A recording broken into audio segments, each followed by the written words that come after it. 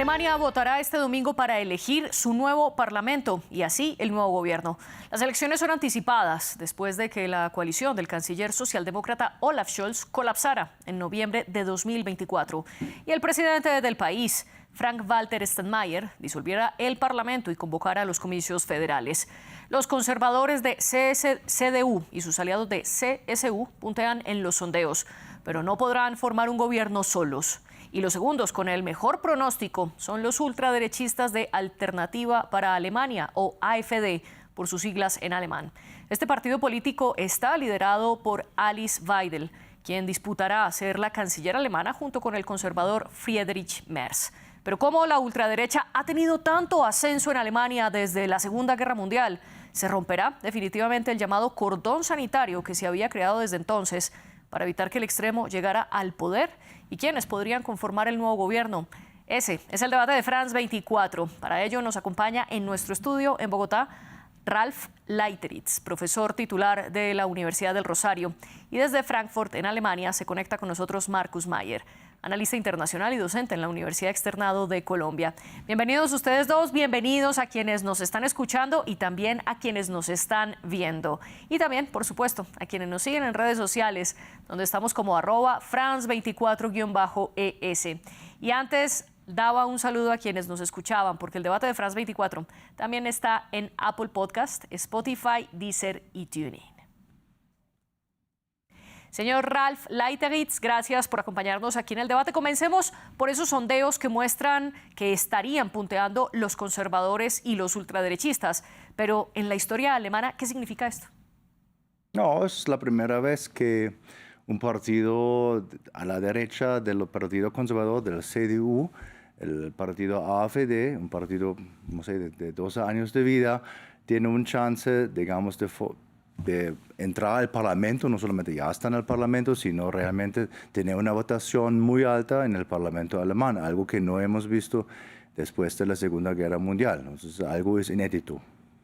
Usted bien lo mencionaba, es inédito y hasta ahora los punteos muestran que estaría no cabeza a cabeza, pero tampoco tan lejos de los conservadores, ya que según las encuestas del medio político, el grupo conservador CDU con sus aliados de CSU estarían en un 30% de los votos en comparación con el 21% de AfD, el 16% de los socialdemócratas. Recordemos que el canciller actual es socialdemócrata, es decir, el gobierno actual, el partido, estaría en el tercer lugar. Los verdes con el 13%, que hacen parte de la coalición, la izquierda con el 7%, otro grupo de izquierda que más adelante mencionaremos, BSW, cerca del 5%, y el Partido Demócrata Liberal, que también hacía parte de la coalición de Scholz, con el 5%. Aquí, con algo adicional, y es que los partidos que no obtengan más del 5% de los votos quedarían por fuera del Parlamento. Marcus Mayer, bienvenido también usted al debate. Con estas cifras y un poco con el contexto que nos daba Ralf, ¿cuál es su postura frente a los dos partidos que en este momento son los más opcionados para ganar las elecciones parlamentarias?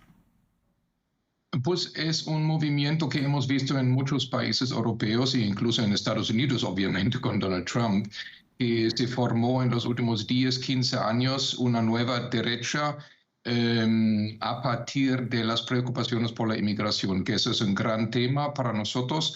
El fondo es el colapso demográfico que vimos en el occidente y la inmigración que experimentamos para digamos, mantener la gente para trabajar. Para mucha gente forma una amenaza en Estados Unidos o en Europa y votan a estos nuevos partidos de la derecha. Lo hemos visto en Italia, en Francia con Le Pen, en Dinamarca, en Suecia, en casi todos los países en Europa. Entonces yo creo, como analista, tenemos que aceptarlo, esa es la situación. Y la situación política es muy difícil. La CDU, que es en la oposición en el momento, y el gobierno actual es muy impopular, gana 30%, pero tiene que hacer una coalición para ganar estos 50%.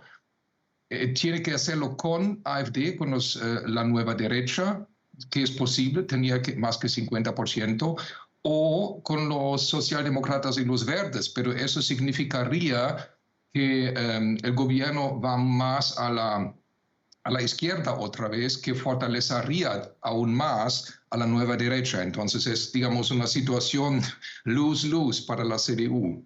Usted plantea un escenario bastante difícil para los que podrían ser los más opcionados, tal como usted lo explica, o deberían aliarse con la AfD, que es la ultraderecha. Sin embargo, Friedrich Merz, el líder de la CDU, ha negado cualquier alianza con los ultraderechistas. Y del otro lado, su otra opción son los socialdemócratas, de quienes ahora son la oposición.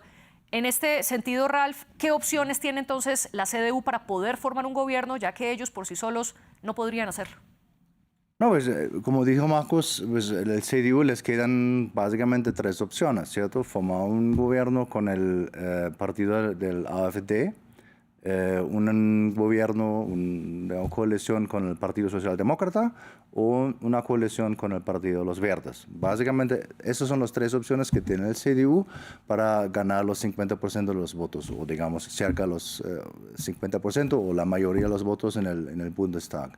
En este, digamos, Friedrich Merz, digamos, tiene la opción, digamos, de la posibilidad más probable, digamos, en este sentido, va a ser formar un gobierno con el Partido Socialdemócrata, de la famosa gran coalición, que ya no es una gran coalición en Alemania, porque el Partido Socialdemócrata ya no es un partido, digamos, que tiene chances de alcanzar en este momento más que 20% de los votos. Entonces, esa es la posibilidad que creo que en este momento es más probable para Friedrich Merz, dado que él dio su palabra de que no va a formar el gobierno con el AfD, y yo creo que Friedrich Merz en este caso no puede romper su palabra.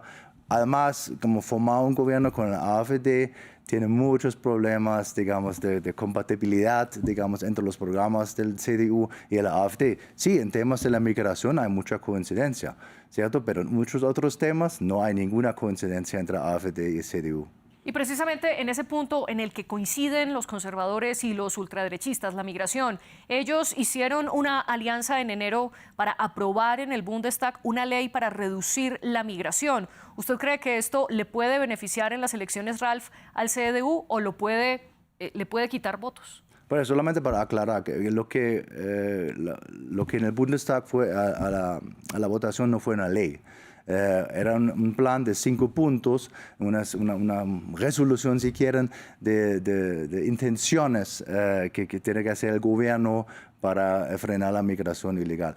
Pero eso no era una ley. La ley, de hecho, se votaron 2 días después, y en ese caso el CDU no obtuvo la mayoría junto con los votos de la AfD. No por problema con el AfD, sino porque algunos miembros del propio partido del CDU en el Parlamento no votó ese día. Entonces, yo creo que la decisión de Merz, yo no entendí muy bien por qué lo hizo en su momento, para poner esta resolución en el Bundestag. Si él estaba pensando que puede quitar unos votos al AfD con ese tipo de resolución. Entonces, para mí era una jugada política que realmente no tenía mucho impacto, y si vemos a las encuestas en este momento, no ha tenido ningún impacto. Básicamente las encuestas, las votaciones para los partidos no han cambiado mucho en las últimas semanas. Usted decía que es improbable que Merz rompa su promesa de no aliarse con la AfD. Marcus, ¿usted opina lo mismo?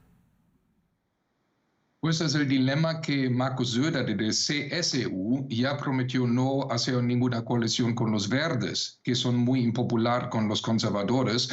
Y lo que dijo Ralph, el problema es que la gran coalición no es suficiente, no son 50%, son 30 con 15, son 45. Entonces tendría que ser o con los verdes, que excluyó Söder, o tendría que ser con la AfD, que excluyó Merz, ¿verdad? Alguien tiene que romper la palabra después de las elecciones, eso es claro.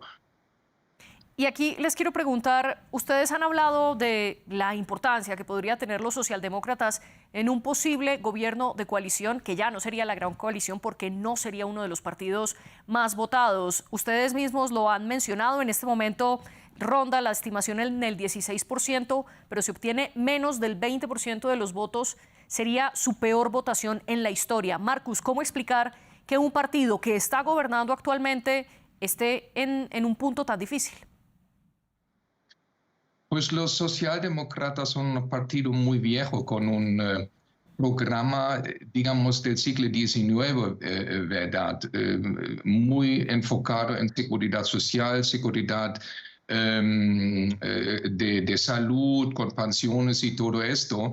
Pero estos temas que vemos hoy, la globalización, la inmigración, la violencia en estos atentados, es algo que para los socialdemócratas nunca había sido un gran tema, y tampoco estos temas de los conservadores, de la identidad nacional, de la seguridad y todo esto. Y yo creo mucha gente, especialmente de la clase media, clase trabajadora, se siente un poco dejado al lado con los temas tradicionales de la socialdemocracia.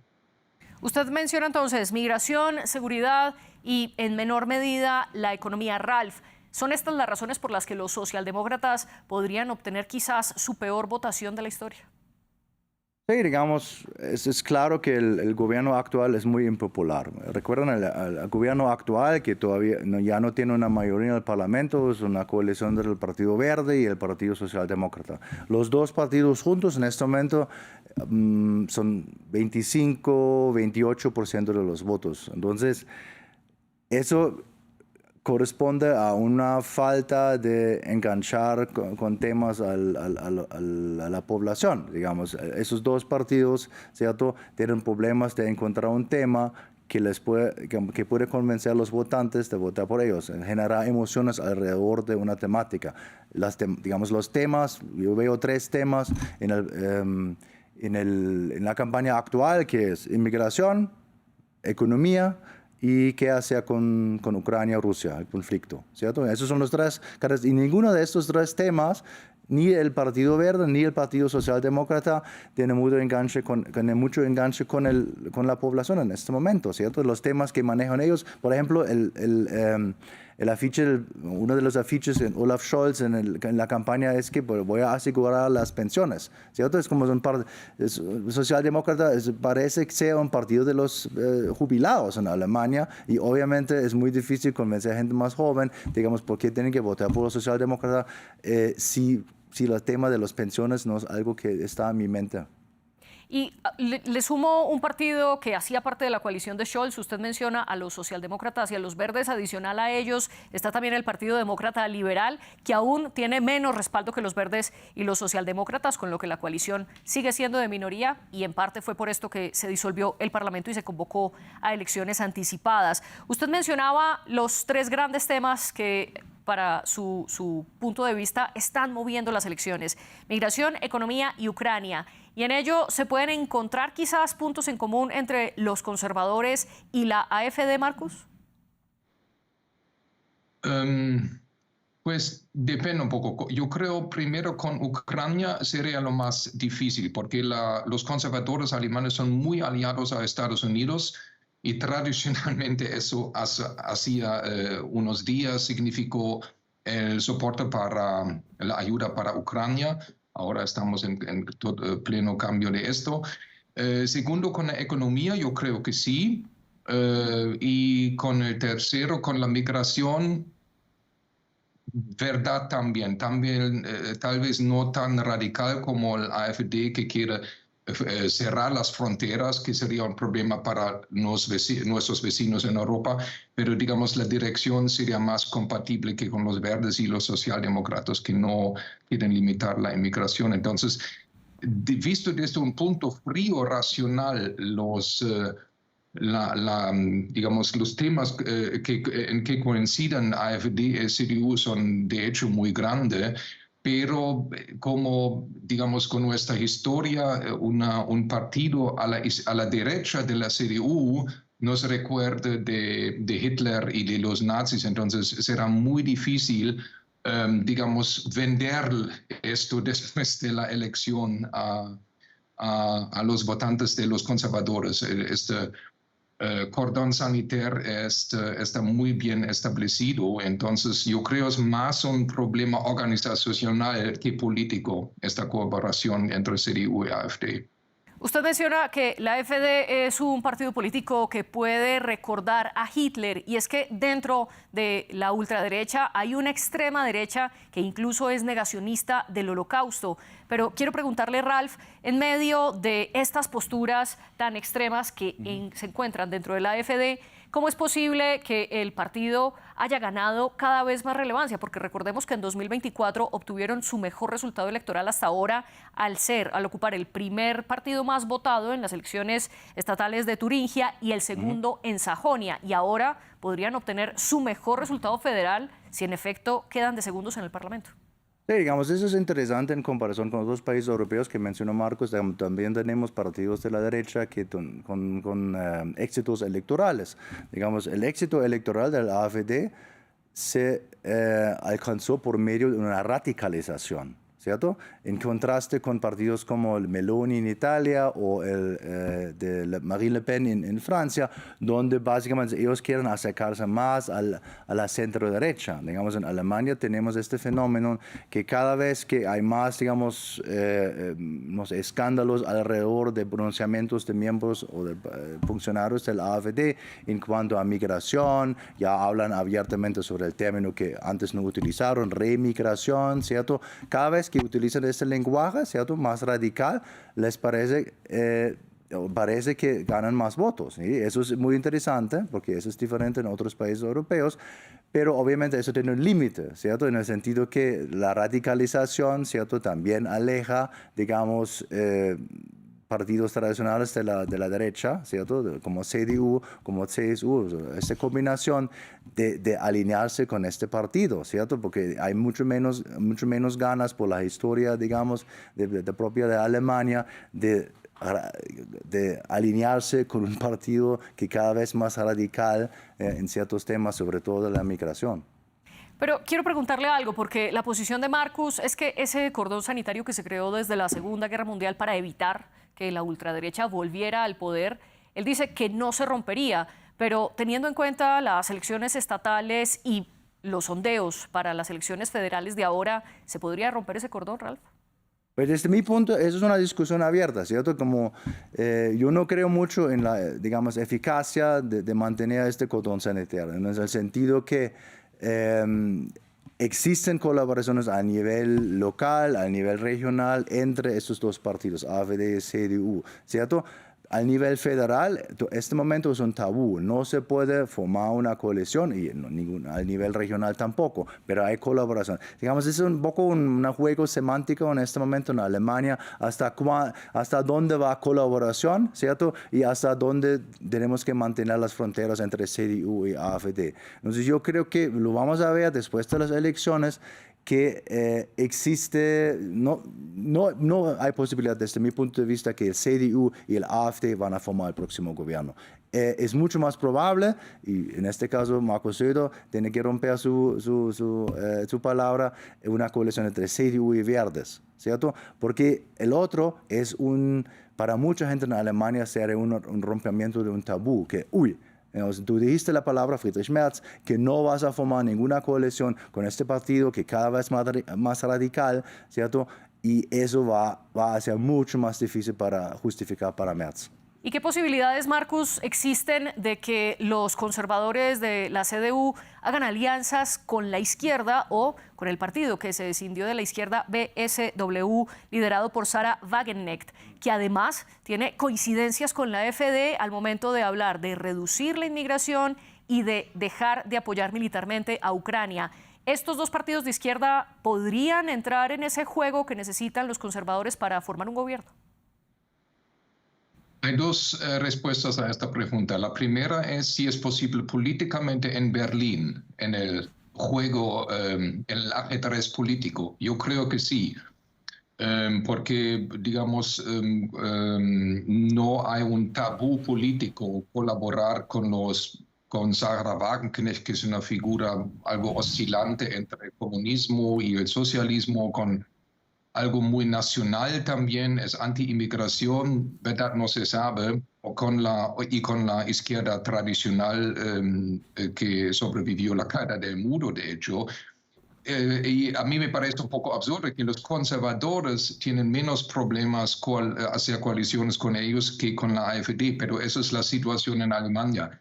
Si vemos un poco Austria, si vemos un poco Italia, si vemos un poco Suecia, yo creo es solamente una cuestión de tiempo cuando los conservadores van a trabajar más con la nueva derecha, porque el problema es, digamos, no desde un punto político del ajedrez político, sino de la teoría de la democracia. No se podrá excluir 20 a 30% del electorado del poder político. Eso yo creo no va a funcionar. Y lo más la CDU se mueva hacia la izquierda, lo que vemos, lo más fuerte será la AfD, porque el electorado no va a moverse por la izquierda. Lo que vimos en Austria, por ejemplo, es donde excluyeron el FPÖ, se llama, es lo mismo como AfD, más o menos la nueva derecha. La nueva derecha invitó a los conservadores para formar un gobierno. Eso era la situación al final. Se volvieron más fuerte que los conservadores, exactamente por esta estrategia política. Ralph, y quiero preguntarle, ¿usted cree posible una inclusión de la izquierda y de BSW? Y también una segunda pregunta muy brevemente, y es, usted hablaba de que la radicalización le sirve a la ultraderecha, ¿le sirve también a la izquierda radical? Bueno, la primera pregunta, un gobierno, una coalición entre CDU y uno o los dos, digamos, partidos de la izquierda, ¿cierto? No veo tampoco muy probable en el sentido que también pueden que no hay un tabú, puede ser, ¿sí? Digamos que CDU no tiene digamos, una política que no puede formar un gobierno con el BSW, del partido de Sarah Wagenknecht, ¿cierto? Pero técnicamente tiene una prohibición de formar gobiernos con el partido de la izquierda. Y la izquierda en este momento está ganando votos, ¿cierto? Está por usted dijo 7%, otras encuestas dicen que 9%. Entonces, realmente la izquierda está ganando y yo creo que eso, digamos, para Friedrich Merz tampoco es una opción de formar una coalición con el gobierno de la izquierda. Y el BSW, el partido de Sarah Wagenknecht, está alrededor de 5%, ¿cierto? A lo mejor, digamos, no sé, existe la posibilidad que si no alcanza una coalición entre CDU y Partido Socialdemócrata, digamos, terminamos con 40 y pico % y necesitamos un otro socio, un tercer socio, de pronto ahí puede jugar el partido de Sarah Wagenknecht. Vamos a ver que si ella, digamos, se presta para eso, porque otra vez hay muchas incompatibilidades, sobre todo el tercer tema que mencionó, el conflicto en Ucrania, el apoyo a Ucrania y Rusia, la política exterior en general. ¿Cierto? Política exterior va a ser súper difícil, digamos, formar un gobierno entre CDU y el partido de Sarah Wagenknecht. Y a propósito que ustedes han puesto sobre la mesa a Ucrania, Marcus, quiero preguntarle qué podría significar para la guerra en Ucrania y para la relación entre Alemania y Rusia el hecho de que los conservadores lideren las elecciones y luego intenten hacer una alianza. Uy, eso es una pregunta muy difícil porque vemos que los Estados Unidos son muy oscilantes entre nuevas posiciones en este asunto. Entonces, hace una semana yo hubiera dicho, es claro que Friedrich Merz es muy transatlántico, los conservadores son muy fijos con la alianza con la OTAN, con Estados Unidos y lo ven como su seguridad de vida para Europa. Pero lo que vemos ahora es que Trump está cambiando desde Ucrania hacia Rusia y eso sería un movimiento que, por ejemplo, para la izquierda y para Sarah Wagenknecht sería totalmente en su línea.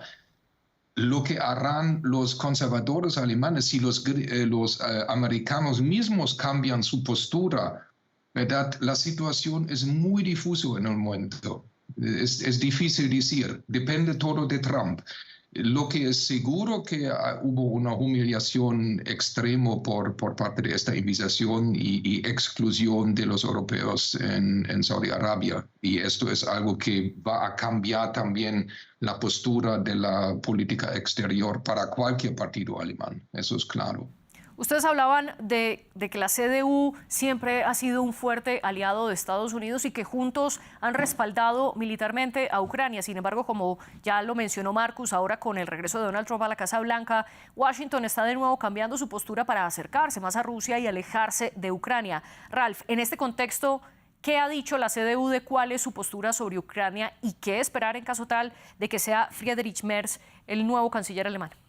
No, eso va a ser muy interesante observar. Digamos, es muy difícil hacer pronósticos, como dice Marcos en este momento. Digamos, yo creo que el CDU, ¿cierto?, va a apostar a la integración europea, va a decir, ok, formamos un bloque europeo para apoyar a Ucrania en la medida posible sin los Estados Unidos, ¿cierto? Entonces yo creo que más que transatlántico, o relaciones transatlánticos, digamos, un gobierno como liderado por Friedrich Merz va a apostar a la integración europea para formar una posición, digamos, común, o por lo menos con la mayoría de los países europeos. Recuerden, en Europa también hay divisiones frente al tema de Ucrania, ¿cierto? No toda la Unión Europea necesariamente piensa igual. Entonces, pero, digamos, yo creo que Friedrich Merz va a apostar en esta dirección, buscando apoyo en Francia, en Gran Bretaña, en España, también en Italia, para realmente mantener el apoyo para Ucrania.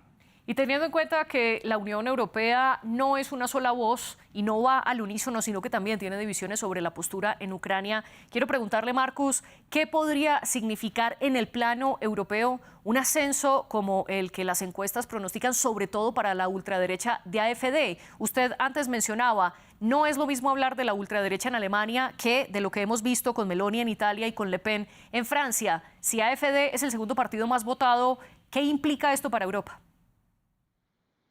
Yo creo que la AfD es muy ingenuo con su entusiasmo por más nacionalismo, más patriotismo en Alemania. Porque esto es y en esto difiere de todos los movimientos de la nueva derecha en Europa. En toda la nueva derecha europea, un cierto antigermanismo que se generó por parte de la Segunda Guerra es natural. Le Pen es súper anti-alemán, Meloni es anti-alemán, Geert Wilders es anti-alemán. Entonces la AfD con el mismo programa nacionalista, repatriotizando el país, está alejándonos de nuestro seguro de vida a partir de la Segunda Guerra Mundial, que era la Unión Europea. Eso aseguró que no nos aislaríamos en Europa, y eso es fraccionando con un nacionalismo alemán renovado y en los otros países europeos. Yo creo que ese es un tema que diferiría fundamentalmente entre los conservadores, especialmente Friedrich Merz, que es muy pro-europeo, muy transatlántico, y la AfD. Y la AfD es un poco ingenuo en este punto. Déjame añadir otra cosa. Yo creo, porque muchas veces dicen en la parte excomunista de Alemania, en el este del país, la AfD es mucho más fuerte, es entre 30 y 35% allá.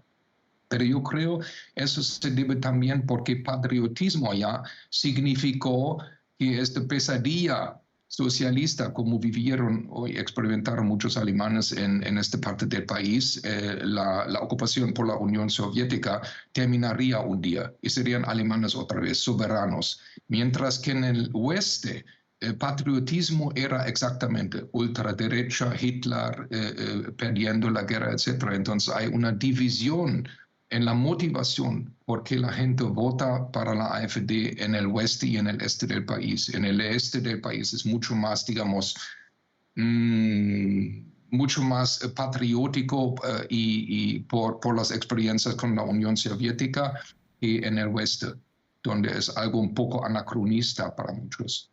Y partiendo de esta diferencia entre el oeste y el este y cómo votan, Ralph, le quiero preguntar qué puede significar para Europa un ascenso aún mayor de la ultraderecha alemana. Pues, déjame, digamos, agregar algo que dijo Marcos sobre las divisiones entre este y oeste y los votos para la AfD. Eso es algo como paradójico en el sentido que sí, existe como digo yo, un patriotismo, como dijo Marcos, que en una forma diferente en el este, ¿cierto? Pero al mismo tiempo, ¿cierto?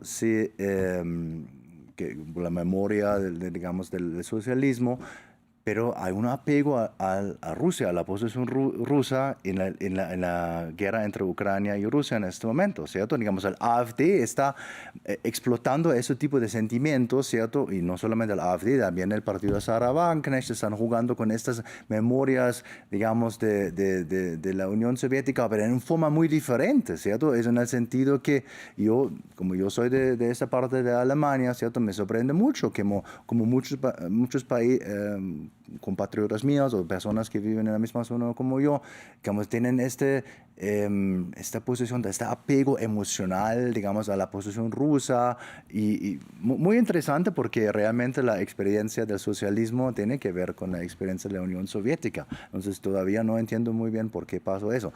Pero en el sentido de la pregunta que me hizo, ¿qué significa eso para la Europa, los votos para la AfD? Pues el AfD explícitamente quiere, digamos, salirse de la Unión Europea. La AfD tiene un programa donde dice tenemos que refundar nuestro país en función de la comunidad de otras naciones. Entonces, la AfD significa, yo creo que no va a formar parte del gobierno, pero básicamente es un programa anti-integración europea. Para concluir, quiero retomar algo que ustedes han dicho y es todos los partidos en este momento están explotando los sentimientos de los alemanes y explotando también su memoria y cómo se relacionan con la política. Pero aquí le quiero preguntar, Marcos, muy brevemente sobre el papel de Alice Weidel, la líder de AfD, y a pesar de que está a la cabeza del partido ultraderecha, ella misma está casada con otra mujer y además vive en Suiza. Esto quizás podría entenderse como un intento de la AfD por no romper del todo sus conexiones con algunos países europeos, ¿o esto no tiene nada que ver? No, yo creo que eso era más un movimiento táctico, instalarla como líder del partido para... De hecho, el partido AfD es muy masculino, yo diría como 70-80% con masculino, y muy tradicional en familia, en patriotismo, pero para, digamos, frenar un poco esta imagen de ser viejos hombres blancos alemanes, por decirlo así, ellos la instalaron. Ella es muy inteligente, es muy elocuente, pero en el contexto de la AfD es una anomalía. Y yo creo fue puesto en este puesto por ser esta anomalía, para dar una imagen que no corresponde muy bien con la AfD, ¿verdad? Eso es mi impresión. Me voy a tomar el atrevimiento de poner su postura en otras palabras. AfD elige a Alice Weidel como su lideresa para limpiarle la cara al partido. Ralf, ¿usted está de acuerdo con esto? Pues Alice Weidel representa una vieja tradición a la AfD. La AfD se fundó como un partido que estaba en contra del rescate de los países del sur de Europa durante la eurocrisis. Entonces, Alice Weidel es la continuación de esta corriente dentro de la AfD, un partido básicamente un partido liberal 2.0, ¿cierto? Que dice que no, pues tipo Milei, tipo libertario, no queremos más intervención del gobierno o del Estado en los asuntos personales y mucho menos en la economía. Entonces, ella representa esta corriente dentro de la AfD. La pregunta es que si realmente la gente está mirando el programa del AfD, sí, el tema número uno es migración, ¿cierto? Ahí la AfD claramente moviliza las emociones, pero si uno mira el programa económico de la AfD, ¿cierto? Es un programa donde muchas personas que votan por la AfD se van a sorprender si se van a implementar esas medidas, ¿cierto? Que tienen que ver con el retorno, digamos, del mercado o el regreso del estado de los asuntos de las personas. Entonces, yo creo que muchas de las personas no están leyendo muy bien, que votan por la AfD, no lean todo el programa de la AfD, solamente se quedan con el tema de la migración. Y en una sola idea, en menos de 30 segundos, Marcus, ¿por qué importan estas elecciones en Alemania? No entendí la pregunta, perdón. ¿Por qué importan estas elecciones en Alemania? Porque yo creo que estamos en un punto en el mundo donde las cartas están distribuidas otra vez y Alemania es el país, con Francia, con todo respeto, más importante en la Unión Europea y el papel de los europeos en el mundo en los próximos años dependerá mucho de lo que pasará en Alemania, estoy seguro. Ralf, y en menos de 30 segundos, ¿por qué importan estas elecciones?